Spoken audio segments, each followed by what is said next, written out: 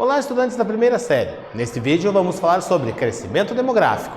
Crescimento demográfico, ele está associado ao aumento da população mundial. A partir dessa informação, a gente vai observar aqui na tela um gráfico que apresenta a população mundial em 25 de fevereiro de 2022, onde nós temos 7.929.594.584 habitantes do nosso planeta. Então, essa população absoluta do nosso planeta, estando ainda em crescimento, em aceleração. Nós temos taxa de nascimentos e, apesar do número absoluto estar crescendo, nós observamos uma redução na taxa, no crescimento populacional. Nós observamos uma redução que esse crescimento ele vem diminuindo com o passar dos anos. Houve uma diminuição na velocidade com que a população mundial ela está crescendo. Então, a população mundial continua crescendo, mas em um ritmo mais lento do que ocorria no passado. Mas, afinal de contas, o que é esse crescimento populacional?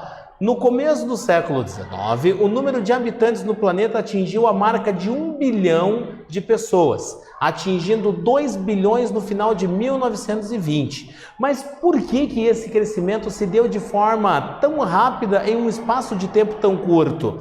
Foi a melhora no padrão de vida, inovações na medicina e na saúde pública e o processo de urbanização, onde as pessoas passaram a viver nas cidades, passaram a ter um aumento no número de filhos e essas pessoas, por sua vez, vinham a atender às demandas do processo industrial que vinha se desenvolvendo ao longo do nosso planeta. Em consequência, a melhoria nas condições de vida fez com que as pessoas começassem a ter uma maior expectativa de vida. Observa-se isso na média etária da população que veio aumentando ao longo dos anos. E aqui, observando a tabela, nós vamos perceber ali os países mais populosos do mundo, onde nós temos China e Índia ocupando os 2 primeiros lugares, aonde, somando-se a população da China com a população da Índia, nós estamos em aproximadamente 3 bilhões de habitantes, 2 milhões 800 milhões, 2 milhões 700 milhões aproximadamente. E que a população mundial ela deve chegar em torno de 9 bilhões em 2044. Atualmente estamos com aproximadamente 8 bilhões e esse número ainda está crescendo, mas numa velocidade muito menor. E a década de 60 representou uma verdadeira explosão demográfica e foi a primeira vez que a taxa de crescimento populacional atingiu e ultrapassou a marca de 2%, ou seja, na década de 60 foi quando a população mais cresceu, quando houve uma explosão no crescimento populacional, resultando assim num aumento expressivo da população mundial.